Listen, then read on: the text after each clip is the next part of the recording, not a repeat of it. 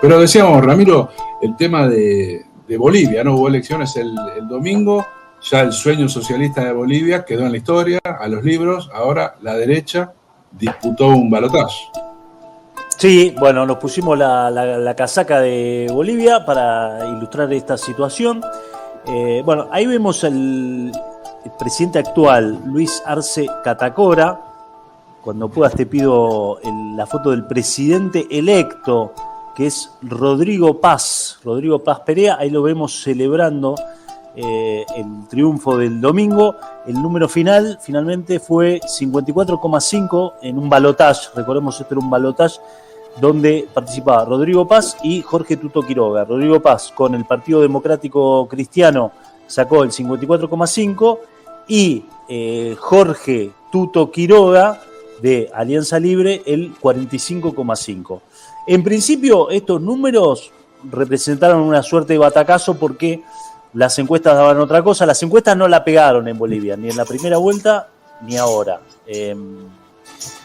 Para este balotaje decían que iba a ganar Jorge Tuto Quiroga porque iba a tener los votos de Samuel Medina, un empresario que salió tercero y que llamó a votar a Jorge Tuto Quiroga. Y había cierta incógnita de qué iba a pasar con los votos de la izquierda, el voto campesino, el voto del MAS, el voto indígena. Bueno, ¿qué pasa con Tuto Quiroga y qué pasa con algunas cuestiones? Esta es la foto, una de las más actuales de Tuto Quiroga. Hay fotos más jóvenes porque él fue presidente de Bolivia entre el 2001 y el 2002, tenía un poco más de pelo en ese momento. Pero eso también es alguna de las razones que explican la victoria de Rodrigo Paz. Por un lado, decíamos, en la previa parecía que ganaba Tuto Quiroga porque había una alianza de élites políticas. Y de alguna manera, el voto de Rodrigo Paz representó el voto anti-élite. Es complejo de explicar porque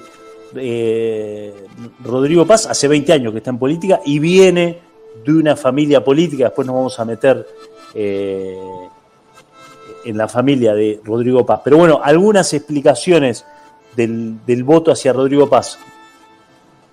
Tuto Quiroga, a quien vemos aquí, se presentaba como la antítesis de Evo Morales. Un voto antisocialista por una especie de capitalismo salvaje y promoviendo incluso en su campaña pedir préstamos con el FMI para paliar los problemas económicos de Bolivia. Entonces era como una de las puntas de la polarización. Por un lado el MAS, el evismo, por otro lado Jorge Tuto Quiroga. En cambio Rodrigo Paz, con una política también liberal, hablando en contra del gasto público y levantando un discurso de austeridad y de eficiencia en el gasto, se planteó como una opción de centro, en contra de la polarización y planteando un escenario económico de gradualidad.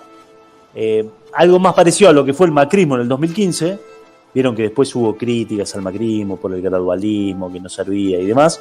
Bueno, Rodrigo Paz se parece más al Macri del 2015 y Tuto Quiroga, si querés, era más parecido a un Milei actual, ¿no? De ir en un shock y una política contraria totalmente a lo que había sido los 20 años del evismo. Y después hay otras explicaciones que tienen que ver también con un discurso. También parte del electorado identificaba a los candidatos. Bueno, el evismo casi no tuvo candidato porque Evo Morales llamó a votar en blanco y se presentó Andrónico Rodríguez. Acá lo vemos con la casaca de la selección nacional boliviana, que bueno, como el Diego, te digo, seguramente va a tener tiempo para jugar al fútbol ahora, para hacer. Bueno, Evo va a seguir en política, pero bueno, hay muchas críticas también a Evo por haber tensionado muchísimo la interna dentro del MAS con Luis Arce Catacora, que veíamos en la primera imagen, y haber de alguna manera hacer eclosionar a los votos del MAS, que había llegado a tener más del 50% en muchísimas elecciones en Bolivia.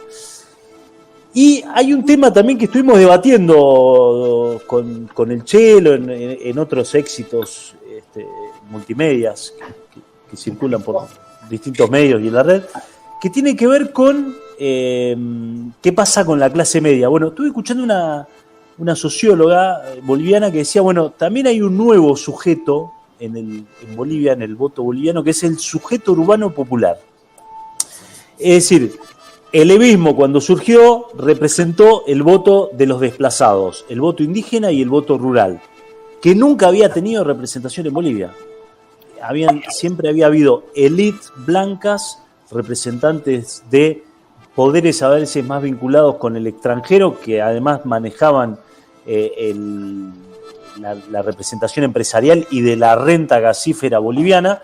Bueno, el MAS se levantó como eso, como una rebelión a eso, representó a los sectores indígenas y rurales y lograron afianzarse en el gobierno, y a partir de una política económica de nacionalización de los hidrocarburos y de tomar esa gran renta gasífera en pos de desarrollar el Estado, distribuir la riqueza, promover planes que tenían que ver con la obra pública y el crecimiento de la infraestructura boliviana, logró hacer crecer la economía, tener una baja inflación y hacer crecer muchísimo la clase media.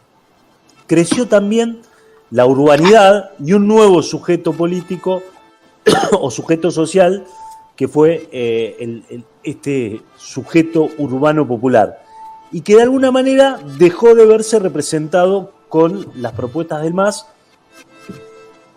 como decíamos antes, más vinculadas con el voto indígena y el voto rural. Parte de ese voto urbano popular terminó eligiendo a Rodrigo Paz. Entonces, bueno, vos tenés en el MAS, por un lado, que no supo generar políticas recreando nuevas propuestas para los nuevos actores, esa interna violenta entre Evo Morales y Luis Arce, y después hay un tercer factor que tiene que ver con el económico, fue que, por un lado, la renta gasífera decayó mucho en Bolivia, y la nueva gran commodity, que es el litio, Bolivia no le encontró la vuelta para transformar la posibilidad que es el litio en riqueza concreta para Bolivia. Es muy cara la explotación del litio, bueno, en Argentina también le están buscando la vuelta, necesita mucha inversión. Como Bolivia desarrolló leyes de nacionalización total del litio, no entró la inversión extranjera, o entró por lo menos a cuentagotas, y no logró sacarle rédito a esa nueva commodity que es la vedette en el mundo, teniendo en cuenta que sirve, por ejemplo, para generar baterías para todo lo que tiene que ver con la nueva industria eléctrica, ¿no? Los autos eléctricos, todo lo que tiene que ver con las energías renovables y la transición energética en la que está atravesando el mundo. Entonces, bueno, vos tenés la nueva composición social, un nuevo sujeto urbano que no se ve representado por el MAS, las peleas intestinas entre Evo Morales y Luis Arce Catacora, y un nuevo mapa dentro de los recursos naturales bolivianos, con la caída de la renta gasífera y el alza del litio, que el nuevo, o por lo menos la presidencia de Luis Arce Catacora no logró explotar. Y después, metiéndonos un poquito, si podemos ir a las fotos de lo que tiene que ver con la familia de... bueno, acá estamos viendo, este es el padre de Rodrigo Paz, que es Paz Estenssoro, fue presidente de Bolivia entre el 89 y el 91, después estuvo exiliado.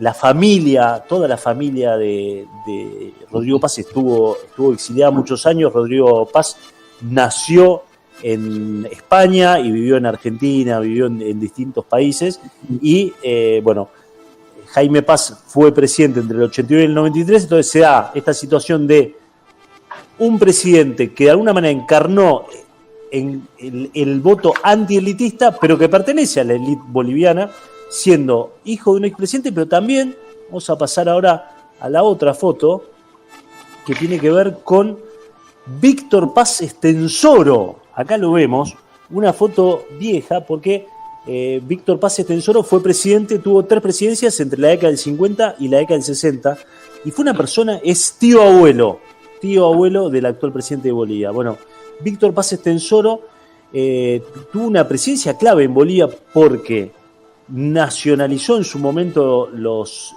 todo lo que tiene que ver con la minería, hizo una reforma agraria y tuvo un desarrollo importante para Bolivia. Y por eso, bueno, también fue víctima de golpes militares y llevó a la familia al exilio. Y te voy a pedir la foto de María Eugenia Estensoro. Seguramente, Felipe, usted la debe haber entrevistado alguna vez, ¿no? A María Eugenia Estensoro. Haber hablado en algún pasillo del Congreso. Yo recuerdo, me la he cruzado también cuando éramos cronistas parlamentarios. Me la he cruzado, una mujer muy elegante, María Eugenia Estensoro, que hizo política, fue senadora en la Argentina y también es un pelín gorila, pero un pelín. Un 80%, podemos decir. Bueno, no me acuerdo si era de la coalición cívica o estaba dentro de los satélites de los partidos de Elisa Carrió. Fue senadora y es sobrina nieta de la foto que veíamos antes, Víctor Paz Estensoro. Con lo cual, yo infiero que María Eugenia Estensoro tiene que ser prima en algún grado del actual presidente. De alguna manera, sí, pariente. Rodrigo Paz. Pariente. Si no, embajada, Usted que hizo matemática, Chelo, si Rodrigo Paz es sobrino nieto de Víctor Paz Estensoro y María Eugenia Estensoro es sobrina nieta de Víctor Paz Estensoro, María Eugenia Estensoro, ¿es primo de Rodrigo Paz? Periodismo de y viste cómo son los chetos, viste que son primos todos, son todos primos. O sea, son hijos de primo. Es interesante todo lo que me decís, Chelo, porque nuestro colega y gran periodista de investigación, Fernando Cordobés Clavero, me decía que... ¿Qué periodista? Qué bárbaro, periodista siempre documentado. Que la que estudió mucho la relación entre las oligarquías argentinas y las bolivianas es la periodista Estela Caloni, y que hay un vínculo ahí, ¿no? Entre las oligarquías de ambos países, ¿no? Así que bueno, ese nos íbamos a invitar al balcón un día, ¿eh? ¿Por qué? ¿A Rodrigo Paz? A Estela. A Víctor Paz Estensoro no, porque ya... No, se complica. Pero por ahí... Estela Caloni, yo pensé que decía Clavero. A Clavero. A Clavero también, Clavero está cuando quiera, Clavero es un amigo. No, tiene otro emprendimiento. Estaba viendo que tienen la boleta única como acá, allá en Bolivia. Sí, voto sistema de boleta única, pero bueno, con urna y demás. Aparentemente, bien. Bueno, no hubo, esta vez no hubo denuncia de fraude, ¿no? Recordemos que también hubo una elección complicada en el 2017-18 por ahí. Fue el golpe, ¿no? Claro, donde fue que ahí hubo un problema que también es parte del desgaste de Evo Morales, que la justicia le dijo a Evo que no se podía presentar, hubo una reforma ahí constitucional o un pedido que le hizo a la justicia electoral Evo Morales, consiguió un permiso medio precario para presentarse, se denunció fraude, después vino ahí el golpe de Estado en Bolivia, pero después se comprobó que Evo sí había ganado las elecciones, pero después hubo, ya producto de todo ese desgaste, cuando cae el golpe boliviano se llama elecciones y ahí Evo decide no presentarse y que vaya Luis Arce Catacora, el delfín de Evo Morales en ese momento, y después se produjo esto que se está dando muy seguido en Latinoamérica, no sé, en el mundo, donde el delfín se pelea con el padre, ¿no? Pasó en Ecuador entre Correa y Lenín Moreno, pasó en Bolivia entre Evo Morales y Luis Arce Catacora, pasó de alguna manera distinto en Argentina con Alberto Fernández y Cristina Fernández de Kirchner, bueno, pero en Villarruel Milei, ¿no? Villarruel Milei, está pasando mucho. Ahí en ese caso más presidente y vicepresidente, ¿no? Y en el otro con los delfines. En este caso, Chelo, lo que fue curioso, que en esta última elección Evo Morales no presentó ningún delfín. Y es difícil conseguir un delfín en Bolivia, es difícil.